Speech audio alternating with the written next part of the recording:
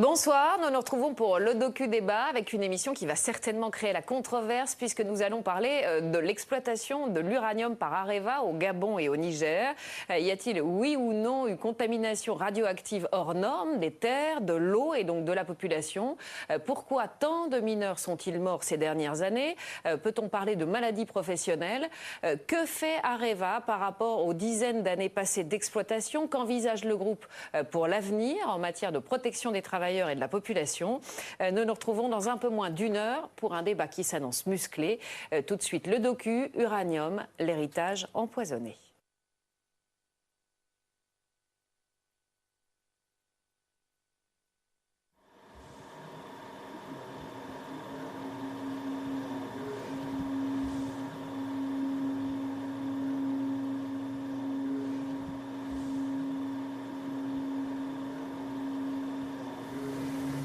Tiens, c'est papa. Voilà, là, il y a papa qui arrive. Le médecin nous a dit votre père va mourir, quoi. Et c'est un cancer du poumon dû au radon.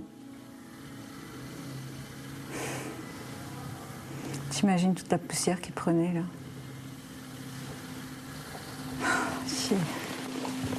Et là, ça m'est tombé dessus. Je me dis, c'est pas possible. Puis alors, avec le décès de papa, des gens nous ont appelés, on se téléphonait entre amis, donc des anciens du Gabon, et on me disait, mais un tel est décédé, un tel est malade, a aussi un cancer, et l'autre, ah, mais tu ne savais pas, mais une telle est... Alors là, on se rend compte qu'effectivement, il y a énormément de cancers, des femmes, des hommes, et au Gabon, on ne sait pas, hein. On n'en entend pas parler. Donc on s'imagine que c'est la même chose. Et puis que tout ça, c'est dû à l'uranium, en fin de compte. On s'est dit, c'est pas possible. De toute façon, là-bas, on nous disait que tant que l'uranium n'était pas traité en France, eh ben, on ne risquait rien. Voilà.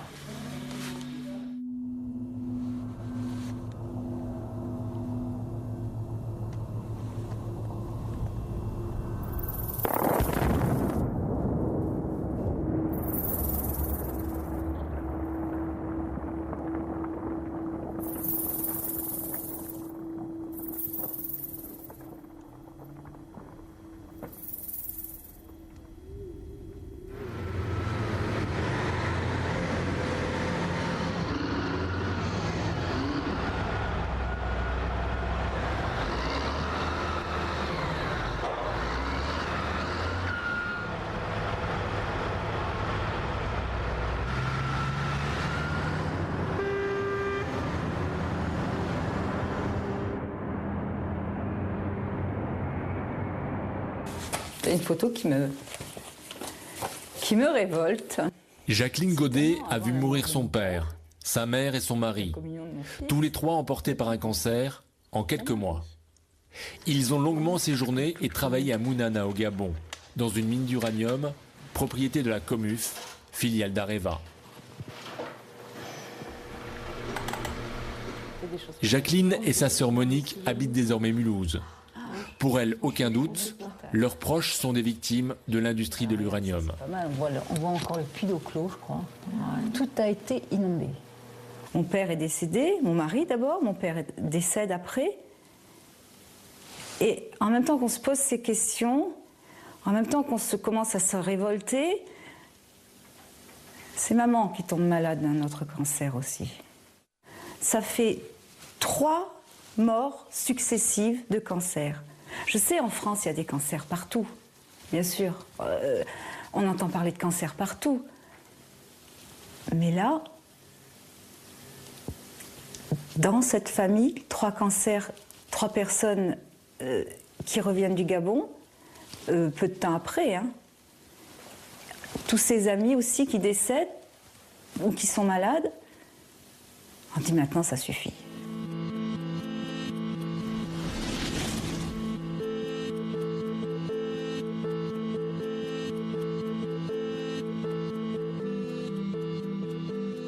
Mounana, Gabon.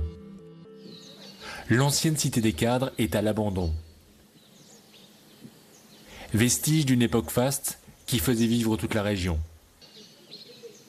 La mine a fermé en 1999. Les expatriés sont partis. Les mineurs, eux, sont restés avec leurs familles, mais ils n'ont plus de travail. Seule consolation, ils ont pu garder leur logement dans les cités ouvrières de la vallée. Mais depuis quelques mois, de mauvaises rumeurs circulent. Les maisons auraient été construites avec des stériles miniers radioactifs. Alors, expliquez-moi un peu. Bon, mais là, on a 2 cartes de l'exploitation minière d'uranium à Mounana. Vous avez ce côté-là, la première carrière, qui est sur la carte là. C'était la première carrière d'exploitation, qui s'appelait la carrière de Mounana. Et puis, on a eu une deuxième exploitation qui est située, qui était une exploitation souterraine, je crois, celle de Bouindi. Et après, on est repassé ici, ça c'est l'exploitation de Clos, une carrière aussi, qui aujourd'hui est remplie d'eau, maintenant vous voyez.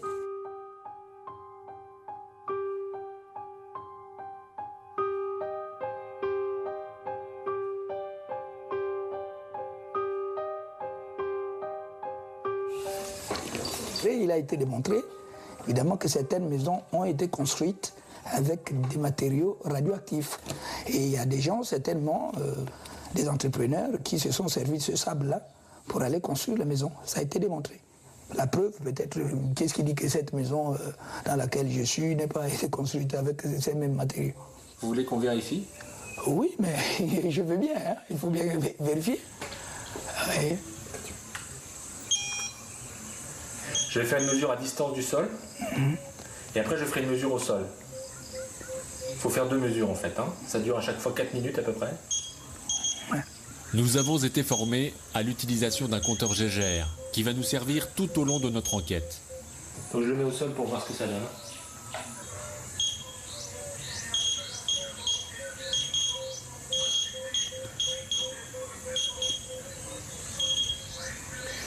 Donc vous voyez, on est à 0,78, c'est-à-dire la radioactivité naturelle c'est 0,10, on est à 8 fois la radioactivité normale. Vous le saviez?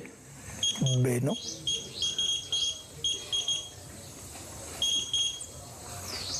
Comment vous réagissez de savoir que votre maison est radioactive là? Mais j'y réagis comme tout le monde qui peut savoir qu'il est en danger. Moi je suis en danger. Et tout en sachant que je suis dans le danger, mais ma réaction c'est laquelle? C'est peut-être de quitter la maison, s'il faut maintenant. De la colline, domaine des cadres de la mine, jusqu'à la vallée, cité des ouvriers. De nombreuses maisons de Mounana seraient marquées par la radioactivité. Dans la cité Rénovation, 3000 habitants vivent dans 660 logements. L'AIEA, Agence internationale à l'énergie atomique, a contrôlé ces bâtiments et recommandé la destruction d'une vingtaine de blocs. Un seul a pour l'instant été démoli. En attendant leur expulsion, les habitants continuent d'habiter ces maisons inconscients du danger. On a fait la mesure ambiante, là c'est 0,41, maintenant on va faire la mesure au sol pour voir ce que ça donne. Hein. Ouais. Alors, on sent que ça sonne déjà. Un danger silencieux, inodore et totalement invisible.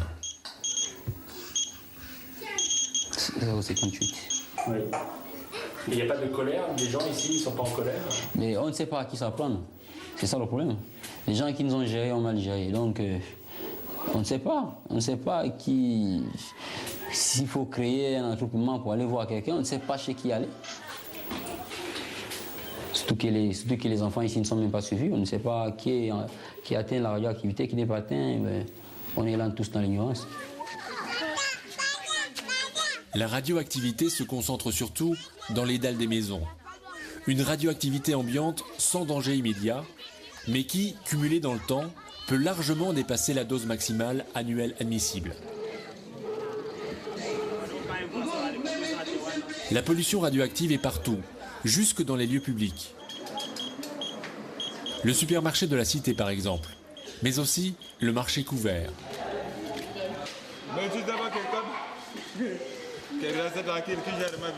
Ici, les agents du CNPPRI l'organisme de surveillance de la radioprotection du Gabon, sont venus faire des prélèvements.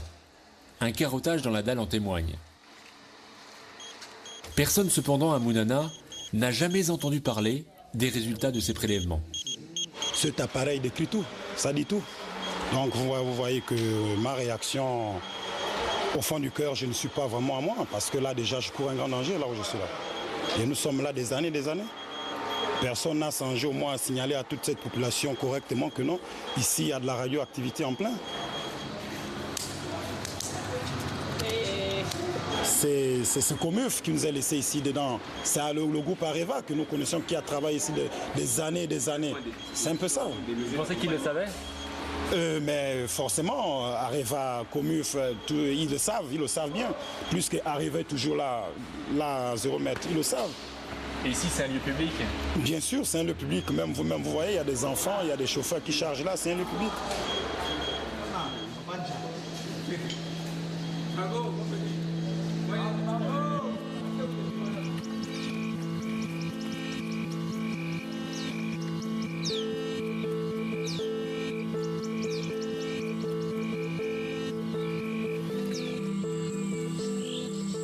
Partout où nous allons à Mounana, notre compteur Gégère signale la présence invisible de la radioactivité.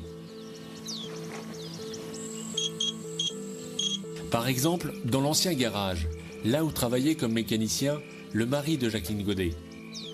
Sur les carcasses de bulldozer que conduisait son père, chef de travaux. Cet engin, il a servi à mine, directement.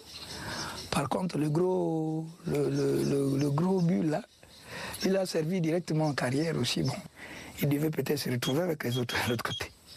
Ils sont restés là. Ils sont restés là. On va faire une mesure au niveau du sol. Ces épaves sont les dernières traces de l'activité de la COMUF. L'ancienne usine de traitement du minerai a disparu. À son emplacement, il ne reste qu'un grand terrain vague. Comme si elle avait souhaité effacer les traces de son passage, la filiale d'Areva a démoli l'usine et déversé ses gravats au fond d'une ancienne mine à ciel ouvert, la carrière d'Oclos. Aujourd'hui, ce vaste trou, profond d'une centaine de mètres, est totalement rempli d'eau. Cette carrière, aujourd'hui, elle est remplie d'eau. Et lorsqu'on a démantelé l'ancienne usine ou la nouvelle, tous les déchets ont été rejetés. Donc, tout ce qui a servi à la construction de l'usine, les fers, les engins de mine, tout a été jeté à l'intérieur de cette carrière. On a mis de l'eau. Et au fur et à mesure, avec les pluies, avec certainement les eaux de couches d'eau souterraine, ça a fini par se remplir. Et de là, cette eau, ils ont fait un petit canal. Cette eau-là se replonge malheureusement dans une rivière que les gens se lavent actuellement là-bas.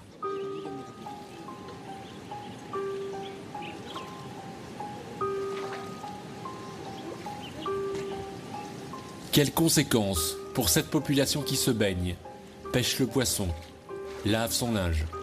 Cette radioactivité ambiante a-t-elle des conséquences sur leur santé?